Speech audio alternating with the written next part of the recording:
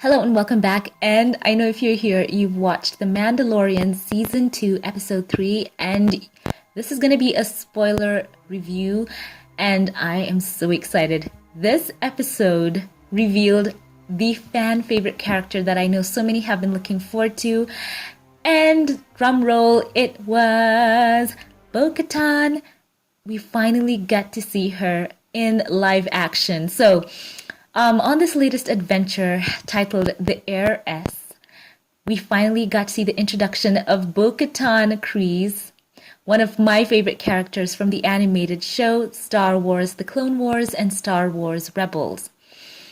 And okay, by the way, you do know that they did drop that big name drop. Ahsoka Tano, who will be played by Rosario Dawson, is also promised to appear. So in this episode, which by the way was so Star Wars-esque, such an amazing episode that captured the heart of Star Wars, written by Jon Favreau and directed by Bryce Dallas Howard, we get to see Bo-Katan, who was introduced in the coolest fashion ever.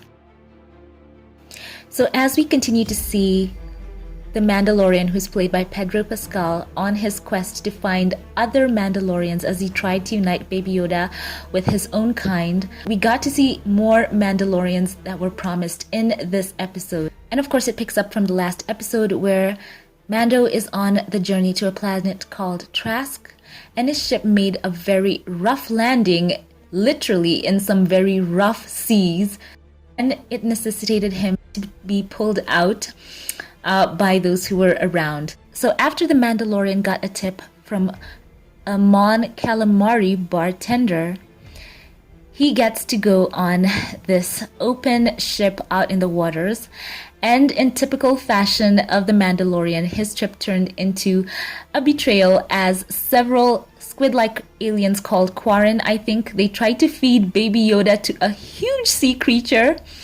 And of course, they also tried to get Din Djarin drowned in that, all for his expensive Beskar armor. And this is where the episode kicked into gear, because he was rescued in the most coolest way by 3 Mandalorians, one of whom I named before, Bo-Katan, a fan favorite, who's played by Katie Sackhoff, who also voices her in the Clone Wars and the Rebels show. And I know that so many fans absolutely just had a complete fan out moment seeing her. Her outfit is just so true to the show. She was absolutely accurate to what people have seen in the Rebels shows and in Clone Wars. And if you actually go and take a deeper look, you will see that that is so true. So we get introduced to her and other Mandalorians, one called Koska Reeves, and the other guy who was there, I don't think he was actually named in the show. And finally, we get the answer as to why the Mandalorian never takes off his mask.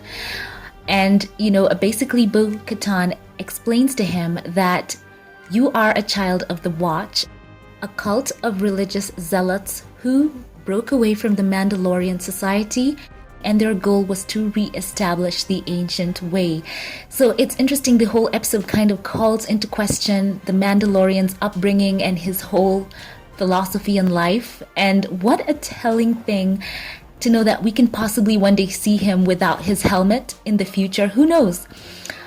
This was just such a great episode. You could really see so much of the lore of the Mandalorians brought up in this, and it was fantastic. So let me know in the comment section right now, what did you think and feel when you saw this amazing character Bo-Katan and her cohorts on screen for the first time in live action? Jump in the comment section and let me know your thoughts. So once again, the mission takes on another side mission, because Bo-Katan tells the Mandalorian that she will only help him if he helps them take some weapons from the ship. And in the end, of course, it does go on to a whole other level, because she actually seeks to take over that whole Imperial ship. So what followed in that whole act of the movie was fun and action-packed, and you could see just Jon Favreau, because he wrote this episode. You could see him flexing all his Star Wars, mental muscles in that script. And you could see what the Mandalorians are capable of as they work together. And they took down those stormtroopers in the most fantastic way ever. They were mowing them down. And I've got to say one thing, because Bo-Katan and her crew are very tight. You could see them moving together as one. And if you really looked at the Mandalorian, not only was he just out of place, knowing that he was being seen as a cult member, he doesn't take off his helmet, and he looked out of place. He really did. He's always been a lone wolf.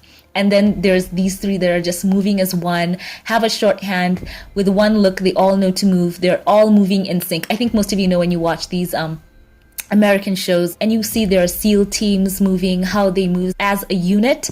And you could see the Mando was just, a step behind. He is pretty skilled, but there's nothing like seeing a whole team moving together. And in the end, he has that cool moment where he basically saves the day, where they can take back the ship. So of course, Din Djarin once again flexing there that he is a Mandalorian and he is not to be messed with.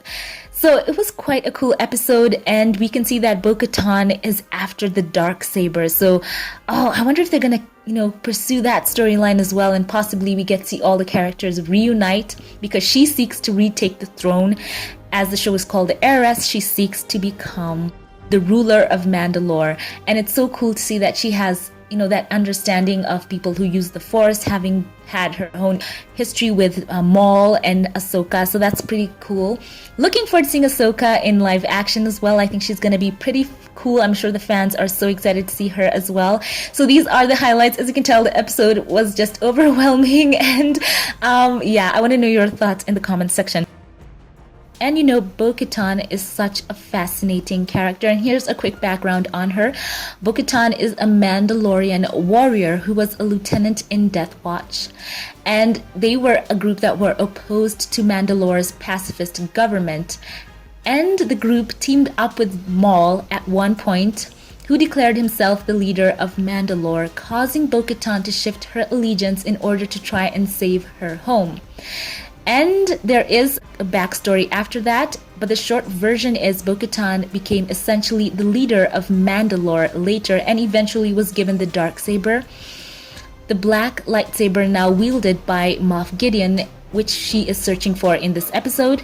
And the last the fans saw of Bo-Katan was at the end of Rebels, which ended before the events of the original Star Wars trilogy. We also know at some point there was a battle between the Empire and Mandalore called the Great Purge.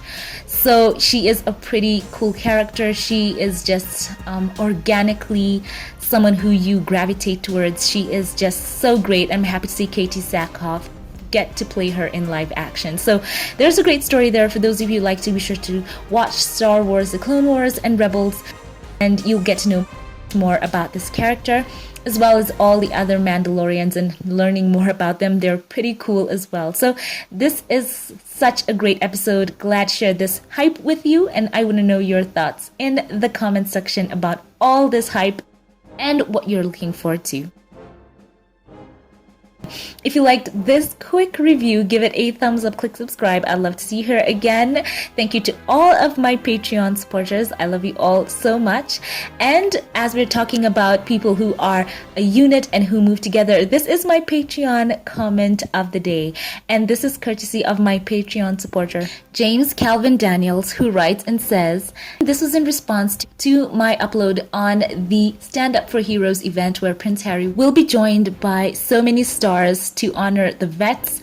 And he says this: it's weird to see anything about veterans being honored in this political climate. Many of the men in my family are vets. My great uncle and my grandpa were World War II vets, and my dad was almost sent to Nam. He got honorably discharged for health reasons, but it was the tail end of Nam, and our troops, the US, were being pulled out. Honoring vets is something important to me. Thank you for sharing that, James Calvin. Indeed, it is great to honor those who have served. Of course, we salute them for their service. Thank you for sharing that, and thank you to all my Patreon supporters. Thank you for watching this video. I hope you all have a great day. Thank you for watching, and I'll catch you in the next one. Have a blessed one.